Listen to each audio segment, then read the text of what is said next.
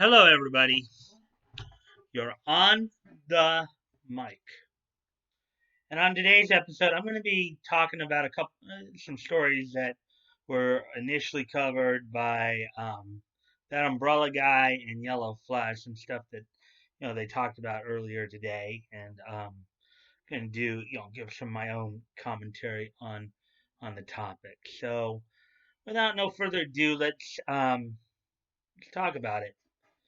So the first story was one that Tug reported on earlier this morning about a comic shop in Santa Monica, California, called Heidi Ho Comics. Now, Heidi Ho is not the first shop we've heard of doing this, but it's the most recent. There's been at least one other one I know of, in which apparently the comic book shops are actually thanking rioters and looters for destroying their business. You look at this and you wonder what screw got loose. You know, they're apparently thanking looters because now they apparently a lot of I guess some of the, some of it is that they're supporting they think that the rioting and looting is cool even if that means their own place of business gets destroyed. You know, um, and in turn now of course they're asking people to help them recoup their costs. They got a GoFundMe page going, you know trying to basically cover the damages. But here's a little bit twist with the Heidi Ho comic situation as well. Apparently, as they put a GoFundMe together to kind of try to recoup the cost of from the damages caused by the looting.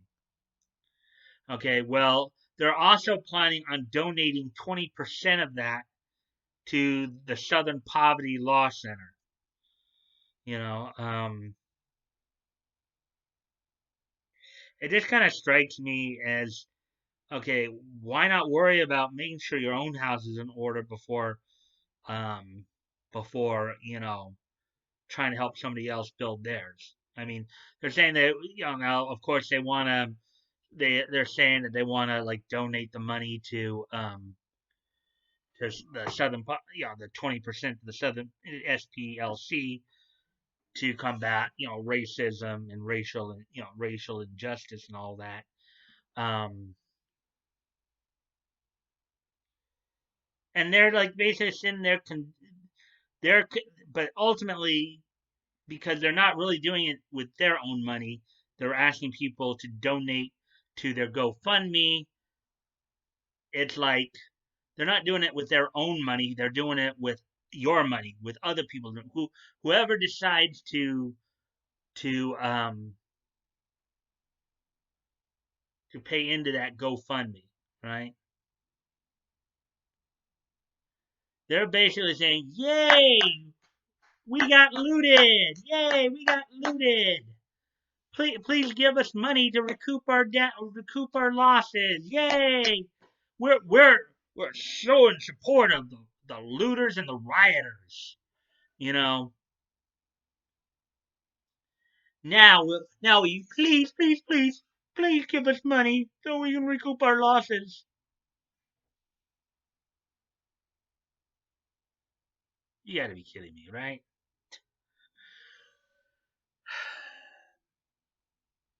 You're supporting an insurrection. You're supporting rioters and looters who are out to either the one portion of them are the criminals who just want to just try to get away with as much as they can, and you have other ones that are like Antifa who are just basically trying to destroy the country from within. And you expect us to pay for it, or those who you expect people to contribute to your GoFundMe to recoup your damage so you can take a portion of that and theoretically support more of this bad behavior. You gotta be out of your freaking mind. You think we're gonna do that? Yeah, you may get some dumb kids to like, yeah, down with the white man, down with capitalism. You might get some useful idiots to play that game with you. But you're out of your freaking mind if the majority of us are going to fall for that BS.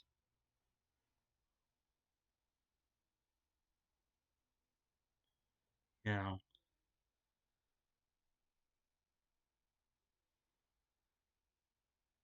Tug on his coverage of it, had a he didn't really go out. He just kind of let people just because a lot of people know what the southern. I think a lot of people know what the Southern Poverty Law Center is really all about. Okay, he didn't go into details. He just I think he figured everybody already knew. We have a generation who basically has been taught that America is bad, and these individuals are just perpetuating it. Yeah, we stand with the rioters. We stand with the looters. Now, please give us money so we can recoup our losses. Yeah, that's gonna fly real well, dude. Okay, so you keep dreaming. You keep doing you. You know, you keep dreaming, dude. Moving on to the next story, and this one's from Yellow. This one's from Yellow Flash. So Yellow Flash on one of it on his video earlier, talking about the Netflix live action adaptation of Cowboy Bebop, and that's still being done. I think they've already, from what he said, they've already done like about 4 episodes. Um, but there's a lot of woke pandering going on here in terms of like in regards to Faye and like so from the article that Yellow Flash read, they were going to she was going to overall be toned down. Her clothing style and even the smoking, her the fact that she smokes is going to be taken out. So once again, woke pandering, getting involved in like really just and just pushing certain agendas, taking a great anime and then just trying to trash it by putting your own agenda into it. Yeah, that I don't think you're really trying to go. You're really trying to appeal to the wrong crowd. You know, if you're gonna adapt something to live action from an then follow the story. Don't try to just put your own little agenda into it because it won't fly. And we've been seeing that constantly throughout this TV season. A number of DC comic based shows that Batwoman most notably, which they were trying to push agendas, have been tanking. I've talked before, and I know Yellow Flash and a few others have talked about the whole situation with the Gotham Knights comic series, one that recently came out about a month ago. You know, when you try to sit there and pander to Twitter and social media, it's not a good look. Not a good look. You know, it's gonna just tank. And the last thing I want to just touch upon and mention a little bit here is Tug's second video in which he talked about somebody, I guess, was, they've been going after Tug. They've been going after that umbrella guy for a while. They've A lot of the SJW crowd, a lot of the woke crowd's been going after Tug. They've been going after him on so many levels. They tried sicking CPS on him, threatening to take his little girl away. They've, basically they've doxed him. And they've made known that they know where he lives. You had another clown sit there and tell him, well, I talked to your mayor. I talked to your mayor. I talked to your DA. I talked to your police department. They're like trying to intimidate him because one, he's calling them out on their BS, and two, he's finding success by by by actually doing a comic. Everybody knows about the comic that he did in the first one, The Case of the Littlest Umbrella. That one, from what I understand, is fairly successful. And right now, you see the link down below in my own links that I'm also helping to promote his second comic, Another Case of the Littlest Umbrella, in which he and his little girl, the one everybody we all know her affectionately as Lug, Little Umbrella Girl. You know, he calls it a Lovecraftian mystery. That's something that's good for all ages. You should check it out if you can. But because he's finding success in that, because he's calling them out in their BS, they're trying every which way to get him. They, I think it was about a couple weeks, maybe a month ago, they basically mass false flagged 4 of his streams. And now in their latest attempt to get at him, somebody filed a privacy complaint against him. And from what he showed, there was no reason for the privacy complaint.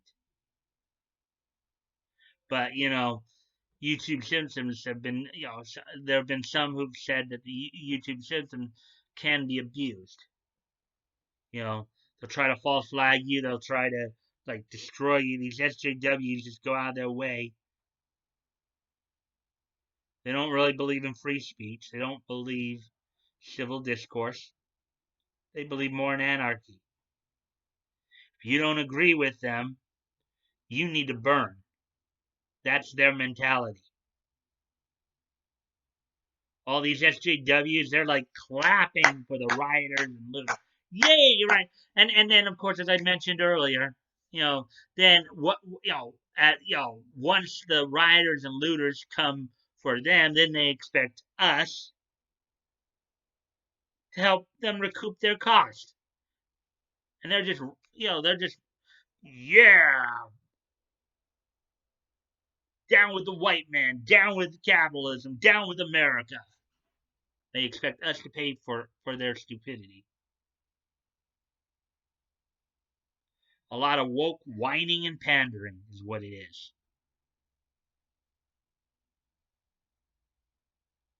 A lot of woke whining and pandering. So that's pretty much all of the major news items I wanted to talk about. The 3 there. Um, so with that, let's move on to something a little more positive. You know, let's look back to the past to see what we can find. And, this day in Neat history. Today is, of course, June the 5th, 2020. So let's look back and see what we can find in the past that can make us, smile a bit here. Let's see.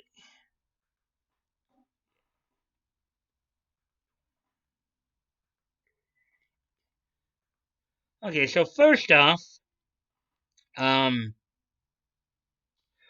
On this date back in 1993, which of course would have been about 27 years ago, Ninja Scroll, um, a Japanese animated action thriller film, was released on this date in 1993. It was critically acclaimed. It's probably considered one of the more well-known anime films out there, Ninja Scroll. It was released in Japan on this date back in 1993. Then would receive a Western release a little about 2.5 years later, 1995, December of. But on this date in 1993, Ninja Scroll, the Japanese animated action thriller film, was released on this date in Japan. Um, so with that, let's move on to the next note. On this date in 2011, so about 9 years ago, in Brazil, Papagaio Chato, a um, Brazilian animated series, debuted on this date in 2011. It ran, from the looks of this, for 7 seasons for a total of 140 episodes, which I would imagine is about 20 episodes a year or a season. So on this date, 9 years ago in 2011, Papagaio Chato made its debut in Brazil.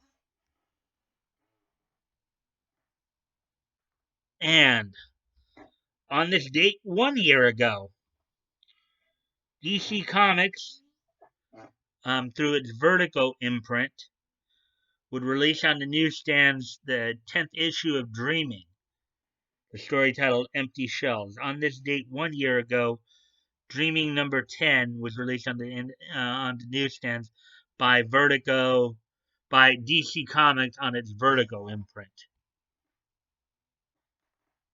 So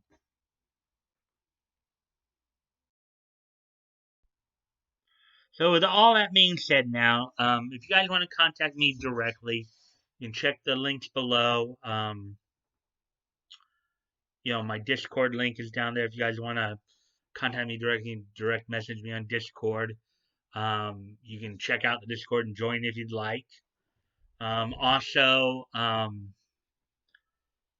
still, of course, as always, promoting a bunch of different dub companies. Um, Still promoting a bunch of different dub companies.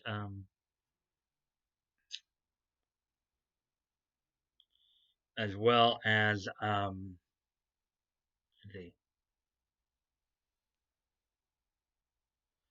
promoting a bunch of different dub companies. No, but Funimation is not the only game in town, so there's other companies out there to check out. If you guys want to, check out some good animes, I encourage you to check out some of the other dub companies. Also, I'm still, of course, promoting Vic's GoFundMe, as well as I mentioned earlier, I'm promoting Tug and Lug's latest comic adventure, Another Case of the Littlest Umbrella, on Indiegogo. You guys might want to check that out. So always, guys, don't feel like you have to donate. If you have the means to, it's on your heart to do so, please consider donating. If you've already donated, please consider donating again. And if you can't donate, you can still help out the cause by sharing the link. Because you never know, somebody, your circle of friends may want to help out. Maybe they have the means to help out, and they want to help out. It doesn't hurt to ask. To get the information out there. And if you like this content, I please ask that you like, comment, share, and subscribe. I also am hoping you guys will watch more of my videos. I've seen that most of the people who are viewing my videos are still the non-subscribers. So I'm hoping those who are subscribed will start watching them more. I know sometimes it's some of the information is just repetitive because I'm just going off of other people's news stories, but also there's some interesting stuff I try to put in there too with this day and age history. So I hope you guys will continue to watch my videos and stuff like that and comment. And I always look forward to the conversation with you guys as long as it's civil and respectful. You know, and there are times we can agree to disagree, and we can have a difference of opinion as long as you present it in a respectful manner. I just had a situation. It was yesterday. Where I had kind of a back and forth with one of my closest friends. So, um, with that, I hope to see you guys at the premiere tonight later of Voices Big and Small. This week I will be, of course, profiling LA-based voice actress Bridget Hoffman, of course, known for such works as Namie Yagari in the Durara series, probably her most notable role, I would say. But she's been around for quite a bit. I hope you guys will come and find out more about her work and come to learn more and start watching her work and have more an appreciation. So, anyways, hopefully I'll see you guys tonight at the VA premiere. And if not, then I'll see you on Monday. Bye.